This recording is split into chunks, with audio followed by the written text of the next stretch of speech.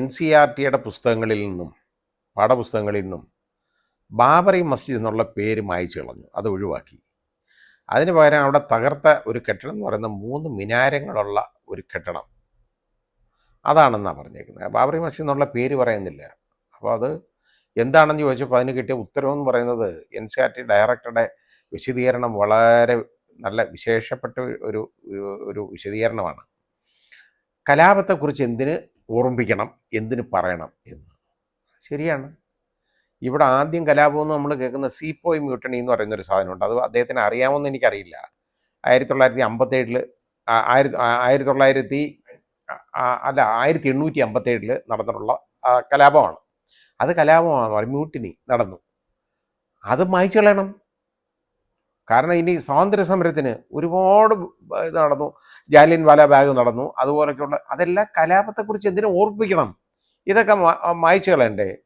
ഗോദ്ര കലാപം അതുമൊക്കെ മായ്ച്ചു കളയണം. ഡൽഹിയിലെ കലാപം ഇതെല്ലാം മായ്ച്ചു കളയണം. കാരണം ഇതൊക്കെ എന്നൊക്കെ പറഞ്ഞു കഴിഞ്ഞാൽ ഇത് ഓർക്കാൻ പാടില്ല കേട്ടോ, ഓർമ്മിക്കാൻ പാടില്ല. ഇതാണ് ഈ കാഴ്ചപ്പാടെന്ന് പറയുമ്പോൾ നമ്മുടെ ചരിത്രത്തെ ഉണ്ടല്ലോ, ചരിത്രത്തെ സൃഷ്ടിക്കുകയാണ് ഇപ്പോൾ ചെയ്യുന്നത്. അല്ല, ഉള്ള ചരിത്രം റിപ്പോർട്ട് ചെയ്യപ്പെടുകയല്ല, പുതിയ ചരിത്രം എഴുതി ചേർക്കുകയാണ്. അത് ഇന്നതാണ് ചരിത്രം എന്ന് കുറേ പേരിരുന്ന് തീരുമാനിക്കും. ചരിത്രം എന്ന് പറയുന്നത് ഇന്നതാണ് എന്ന് തീരുമാനിക്കും. എന്നിട്ട് അത് എഴുതി ചേർക്കണം. അത് പഠിച്ചാൽ മതി എന്നുള്ളതാണ്. നമ്മുടെ അടുത്ത തലമുറ എങ്ങോട്ട് പോകുന്നു എന്നുള്ളത്. ഗാന്ധിജിയെ മറക്കുന്ന തലമുറ ഉണ്ടാകുന്നതിന് എന്തെങ്കിലും കുറ്റം പറയാൻ പറ്റുമോ? ഒരിക്കലും പറ്റുന്നില്ല. നമ്മുടെ ബഹുമാനീയനായ ഇന്ത്യൻ പ്രധാനമന്ത്രിക്ക് പോലും അദ്ദേഹം ആരാണെന്ന് അറിയില്ല. അപ്പോൾ പിന്നെ എന്ത് ചെയ്യാൻ പറ്റും? അപ്പോൾ അങ്ങനെയുള്ള കാലത്ത് ഇനി വേണമെന്നുണ്ടെങ്കിൽ ഗാന്ധിജി എന്ന് പറയുന്ന ആൾ, ഇങ്ങനെ ഒരാളുണ്ടായിരുന്നു, അത് ചില്ലിട്ട് ഭിത്തി വെക്കാൻ ഉപയോഗിക്കാം. എപ്പാർട്ട് ഫ്രം ദാറ്റ്, ഗാന്ധിജി ആരായിരുന്നോ, ഗാന്ധിജിയുടെ തത്വസംഹിതകൾ എന്തൊക്കെയായിരുന്നെന്നോ, ഫിലോസഫി എന്താണെന്നോ ഉള്ളതിനെ കുറിച്ചൊന്നും ഇതും ഒരു ബോധവൽക്കരണത്തിൻ്റെ ആവശ്യം ഇനി ഉണ്ടെന്ന് ഇവർ കണക്കാക്കും എന്ന് ഞാൻ കരുതുന്നില്ല. ഈ NCERT പാഠപുസ്തകങ്ങളിലൊക്കെ യഥാർത്ഥത്തിൽ കുട്ടികളെയൊക്കെ പഠിപ്പിക്കേണ്ടത് സത്യമായിട്ടുള്ള കാര്യങ്ങളാണ് പഠിപ്പിക്കേണ്ടത്. ചരിത്രമായിട്ട് പഠിപ്പിക്കണം. അതിന് പകരം ആ ബാബറി മസ്ജിദ് എന്നും പറയുന്ന സംഭവം ഉണ്ടായതെന്നും അത് തകർക്കപ്പെട്ടതാണെന്നും അതിൻ്റെ സ്ഥാനത്ത് പുതിയ രാമക്ഷേത്രം ഉണ്ടാക്കിയെന്നും എല്ലാവർക്കും അറിയാം. ഇന്ന് ജീവിച്ചിരിക്കുന്നവർക്കെല്ലാം അറിയാം. പക്ഷേ കുട്ടികളത് പഠിക്കാൻ പാടില്ല. ഇത് പുസ്തകങ്ങളിൽ നിന്നങ്ങ് മാറ്റണം, അതിൻ്റെ പേരേ മാറ്റിക്കളയണം. പിന്നെ ബാബറി മസ്ജിദ് അല്ലെങ്കിൽ ബാബറി അമ്പലമാണ് ഇവർ പൊളിച്ചത്. എന്നാൽ ബാബറി ക്ഷേത്രം ഒന്ന് പേരിട്ടതിന്. കാരണം ഇപ്പം എന്തായാലും കള്ളത്തരമാണല്ലോ കാണിക്കുന്നത്. അപ്പോൾ പിന്നെ എന്തായാലും നല്ല നല്ല വൃത്തിയാട്ടം കാണിച്ചാൽ. അതല്ല ഇതിങ്ങനെ പതുക്കെ പേരൊക്കെ ഒന്ന് മാറ്റി ഇത് അങ്ങനായി ഇങ്ങനായി എന്നുള്ള രീതിയിലാകണ്ട. ഇവർക്ക് ഈ പേരാണെല്ലാം പ്രശ്നം ഇവിടെ. കാരണം ഓരോ സ്ഥലങ്ങളുടെ പേര് പോലും നമ്മുടെ ഭാരതത്തിൽ നമുക്ക് പറയാൻ വയ്യാത്ത സ്ഥലങ്ങളിലേക്കാണ് നമ്മുടെ സ്ഥലങ്ങളുടെ പേരെല്ലാം നമുക്കറിയാൻ വയ്യാത്ത രീതിയിലേക്കാണ് കൊണ്ടുപോകുന്നത്. അപ്പോൾ ഒരുപാട് എല്ലാത്തിൻ്റെയും, അലഹബാദായാലും എന്തിൻ്റെ ആയാലും എല്ലാ സ്ഥലത്തിൻ്റെയും പേരായാലും ആ പേരുകൾ മാറ്റുക. കാരണം മുസ്ലിം നാമം വരാവുന്ന ഒരു പേര് പാടില്ല എന്നുള്ളതാണ് ഒരു കാഴ്ചപ്പാട്. അത് സ്റ്റേഡിയത്തിനായാലും എന്തിനായാലും ഒരു സ്ഥലത്തിനായാലും സ്ഥാപനത്തിനായാലും ആ പേരുകളെല്ലാം നിർബന്ധമായിട്ട് മാറ്റണം കേട്ടോ, മാറ്റാതിരിക്കരുത്. ഹിന്ദു പേരുകളേ ഇടാവുള്ളൂ. അത് കഴിയുന്നതും വല്ല സംസ്കൃതമായിട്ട് ബന്ധപ്പെട്ട കാര്യങ്ങളോ അല്ലെങ്കിൽ ഹിന്ദിയിലുള്ളതോ ആയിട്ട് മാറ്റി ഇടണം. അതൊക്കെ അങ്ങനെ തന്നെ ചെയ്യണം. അങ്ങനെ വേണ്ടേ? എന്നിട്ട്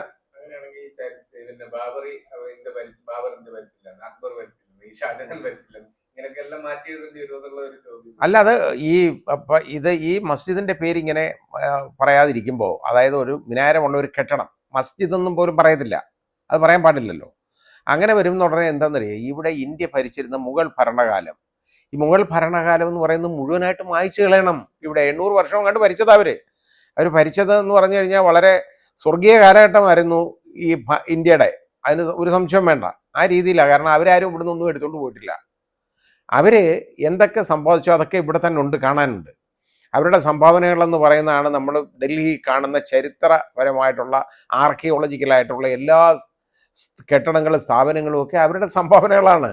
ഇപ്പം ചെങ്കോട്ട, അതെ, അതേപോലെ തന്നെ ഈ താജ്മഹൽ, കുത്തബ് മിനാർ തുടങ്ങി ഇങ്ങനെയുള്ള എല്ലാ സ്ഥാപനങ്ങളും അവിടുത്തെ മസ്ജിദ്, വലിയ ഈ നമ്മുടെ ഡൽഹിയിലെ ജുമാ മസ്ജിദ്, ഇത് തുടങ്ങി ഇതുപോലുള്ള ചരിത്രപ്രധാനമായ കെട്ടിടങ്ങൾ നമ്മുടെ ഇന്ത്യയിലുണ്ട്. നാട്ടുകാരെയൊക്കെ വരുന്നവരെയൊക്കെ കൊണ്ട് കാണിക്കുന്ന കാര്യങ്ങളെന്നൊക്കെ പറയുന്നതും നമ്മുടെ ഫ്ലാഗ്, ഇന്ത്യൻ പതാക ഉയർത്തുന്നതും ആയിട്ടുള്ള സ്ഥാപനങ്ങളിലെല്ലാം എന്ന് പറയുന്നത് ഏതാണ്ടൊക്കെ ഇവരുടെ സംഭാവനകളാണ്. പുതിയതായിട്ടൊന്നും ഉണ്ടാവുന്നില്ല.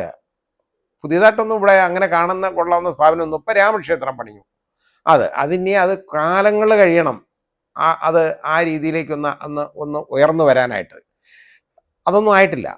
അപ്പോൾ എന്ന് പറഞ്ഞതുപോലെ ഇവിടെ ഇതെല്ലാം നശിപ്പിച്ച് കളയണം. അപ്പോൾ ഇങ്ങനെ ഇവിടെ ഭരിച്ചിരുന്ന അക്ബർ, അതുപോലെ തന്നെ ഷാജഹാൻ, ബാബർ, പിന്നെ ഔറംഗസീബ്, അതുപോലെ തുടങ്ങിയ ഭരണാധികാരികളൊക്കെ ഇവിടെ ഭരിച്ചിട്ടുണ്ട്. ഔറംഗസീബിനെ കുറിച്ചൊക്കെ എന്ത് മോശമായ പിക്ചറൈസേഷനാണ് കൊടുക്കുന്നറിയോ? ഔറംഗസീബ് എന്ന് പറയുന്ന ആളുണ്ടല്ലോ, ഷാജഹാൻ അദ്ദേഹത്തിൻ്റെ പിതാവിനെ ജയിലിൽ ഇട്ടു. എന്തിന്? ചിന്തിക്കണം. കാരണം നമ്മുടെ ഇന്ത്യൻ ട്രഷറിയിൽ നിന്നുള്ള പണം എടുത്ത് അദ്ദേഹത്തിൻ്റെ ഭാര്യയുടെ ഓർമ്മയ്ക്ക് ആദ്യം രാജ്മഹൽ ഉണ്ടായിക്കോട്ടെ, ഇനി ഒരു കറുത്ത രാജ്മഹൽ അതിൻ്റെ എതിർഭാഗം ഉണ്ടാക്കണം എന്നുള്ള രീതിയിൽ അതിൻ്റെ ബേസ്മെൻറ്റ് വർക്ക് വരെ കഴിഞ്ഞതാണ്. അതിൻ്റെ എതിരെ നമുക്ക് കാണാതെ. അപ്പം അതായപ്പോൾ ഇത്രത്തോളം പണം നശിപ്പിക്കുന്നു, ഇന്ത്യൻ ട്രഷറിയിലുള്ള പണം നശിപ്പിക്കുന്നു എന്നുള്ള ഒരൊറ്റ കാരണത്തിനാണ് ഈ ഷാജഹാനെ ജയിലിൽ കിടന്നോട്ടെ, അവിടെ കിടന്നോട്ടെ, താജ്മഹൽ നോക്കി അവിടെ കിടന്നോട്ടെ, മതിയല്ലോ, ഇനി പുതിയ നിർമ്മാണങ്ങളൊന്നും വേണ്ട എന്ന് കരുതിയാണ് ഔറംഗസീബ് അദ്ദേഹത്തെ ജയിലിലടച്ചത്. അതും കുറ്റമാണ് ചെയ്തേക്കുന്നത്. പിന്നെ അടുത്തത്, അദ്ദേഹം ഈ ഇന്ത്യൻ ട്രഷറിയിൽ നിന്നുണ്ടല്ലോ 1 രൂപ പോലും സ്വന്തം ചെലവിന് എടുത്തിട്ടില്ല. ഒന്നീ വിറക് കീറി വിൽക്കും, അല്ലെങ്കിൽ ഖുറാൻ പകർത്തി എഴുതി വയ്ക്കും. അതുകൊണ്ടാണ് ജീവിച്ചത് മുഴുവൻ. അദ്ദേഹത്തിൻ്റെ മരിക്കുമ്പോൾ അദ്ദേഹത്തിനെ അടക്കം ചെയ്യുന്നതിൻ്റെ ചെലവ് പോലും അദ്ദേഹം ഉണ്ടാക്കി വെച്ചിട്ടാണ് പോയിരിക്കുന്നത്. അങ്ങനെ ആ രീതിയിൽ നിന്ന് വളരെ സിമ്പിളായിട്ടുള്ള ഒരു ജീവിതം കൊണ്ട് സ്ത്രീകളെ ഒന്നും അദ്ദേഹം പറപ്പിച്ചിട്ടില്ല. അതിന് പകരം ഇപ്പം നമ്മൾ ഡൽഹി ചെന്നാൽ ഒരിക്കലും ഒരു ഗൈഡ് പറഞ്ഞു തരിക, ഒരു കെട്ടിടവും കാണിച്ചിട്ട് പറഞ്ഞു തരിക, ഇതിനകത്ത് 4000 പെണ്ണുങ്ങളെ, രജപുത്ര സ്ത്രീകളെ ഔറംഗസീബ് അടച്ചിട്ടിരുന്നതാണ്. ഈ ഔറംഗസീബ് എന്ന് ആരാന്ന് ഇയാൾക്കൊന്നും അറിയത്തില്ല. അതുകൊണ്ടാണ് അയാളെക്കുറിച്ച് ഒരുപാട് പഠിക്കേണ്ടതാണ്. ഒരു ഗവേഷണം നടത്തേണ്ട ഒരു സബ്ജക്റ്റാണ് ഔറംഗസീബ്. കേട്ട് കഴിഞ്ഞാൽ തോന്നുന്നു അയാൾ ക്രൂരനൊന്നുമല്ല, നല്ല ഭരണാധികാരിയായിരുന്നു. പക്ഷേ ആ രീതി അതെങ്കിലും ഇങ്ങനെ വളച്ചൊടിച്ചെങ്കിലും അത് പറഞ്ഞല്ലോ. ഇനി അതും കാണത്തില്ല. ഇവരാരും ജീവിച്ചിരുന്നതായിട്ട് പോലുമുള്ള കാര്യങ്ങളൊന്നും ഈ പുസ്തകങ്ങളിൽ നിന്നൊന്നും ഇനി നമുക്ക് കാണാൻ പറ്റത്തില്ല. അതിന് പകരം ചരിത്രം സൃഷ്ടിച്ച് അതിനകത്ത് എഴുതി ചേർക്കും. ഭാഗ്യത്തിന് നമ്മുടെ ബഹുമാന്യനായ പ്രധാനമന്ത്രിയൊക്കെ ഈ അടുത്ത കാലത്താണ് മുമ്പോട്ട് വന്നത്. അല്ലായിരുന്നുണ്ടെങ്കിലുണ്ടല്ലോ, അദ്ദേഹത്തിന് ഒരു 10-20 വയസ്സും കൂടെ പ്രായം ഉണ്ടായിരുന്നുണ്ടെങ്കിൽ അദ്ദേഹം ഗാന്ധിജിയെ കഴിയും ഉയരത്തിൽ അദ്ദേഹമായിരുന്നു എന്നുള്ള രീതിയിൽ പ്രതീക്ഷിച്ചേനെ. പക്ഷെ അങ്ങനെ പ്രതീക്ഷിക്കാൻ പറ്റാത്തത് കൊണ്ട് ആ രീതിയിലൊന്നും വരുന്നില്ല എന്നുള്ളത് മാത്രമേ ഉള്ളൂ. പക്ഷെ നമ്മൾ മനസ്സിലാക്കേണ്ടത്, ഈ കുട്ടികളെ പഠിപ്പിക്കുമ്പോൾ യഥാർത്ഥ ചരിത്രമാണ് അവരെ പഠിപ്പിക്കേണ്ടത്, അല്ലാതെ സൃഷ്ടിച്ച ചരിത്രം ആകരുത്.